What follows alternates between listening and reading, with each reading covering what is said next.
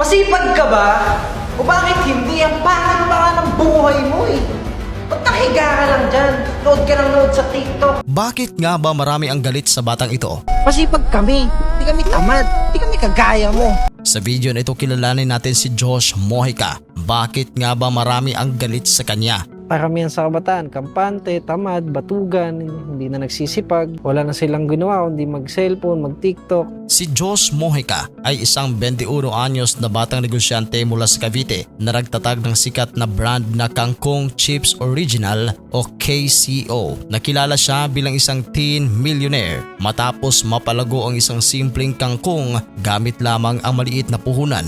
Gayunpaman, sa kabila ng kanyang tagumpay, umani siya na matinding pambabatikos online dahil sa kanyang mga naging kontrobersyal na pahayag at aksyon.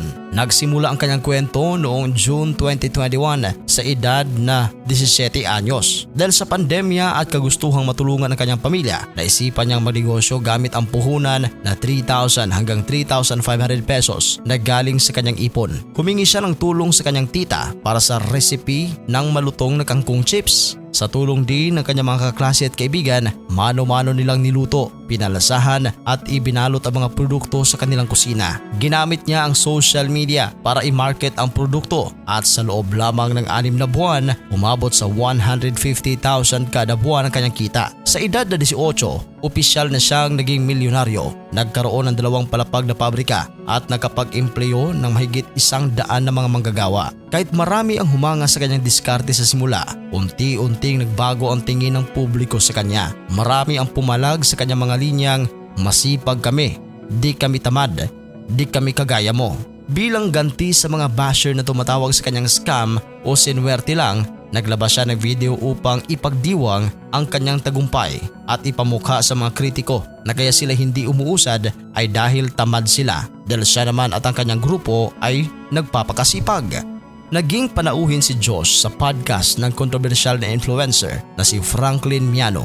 Dito hayagan niyang sinabi na hindi siya naniniwala sa sistema ng edukasyon sa Pilipinas dahil halos wala naman daw siyang nagamit sa mga natutunan sa paaralan para maging successful sa buhay. Maraming netizens at guro ang nagalit dahil sa tila panghihimok niya sa mga kabataan na mag-drop out sa paaralan, kaya't binansagan siyang anti-education.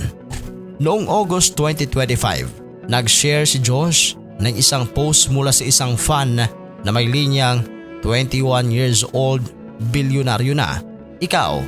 Bagamat tinanggal niya rin ito agad, nakatawag ito ng pansin kay dating COMELEC Commissioner Rowena Guanzon na humiling sa Bureau of Internal Revenue o BIR na silipin ang kanyang buwis. Naglabas ng video si Josh upang linawin na hindi niya kailanman inangkin na siya ay bilyonaryo at binatikos ang media at mga leader sa paniniwala sa fake news. Ang netizens naman ang nagalit at nag-akusa sa kanya ng gaslighting at pagmamalinis matapos niyang i-flex ang naturang post. Noong July 2025, nag-post rin si Josh ng isang video kung saan makikitang gumagamit siya ng cellphone habang nagmamaneho ng kanyang mamahaling sasakyan sa EDSA.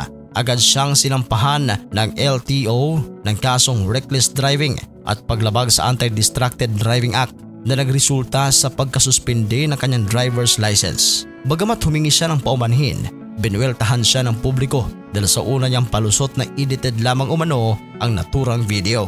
Ikaw, anong masasabi mo sa pagkatao ni Josh Mojica? Motivational ba ang kanyang mga banat o pagmamayabang? I-comment sa ating comment section ang iyong reaksyon at huwag kalimutan na mag-subscribe sa ating channel.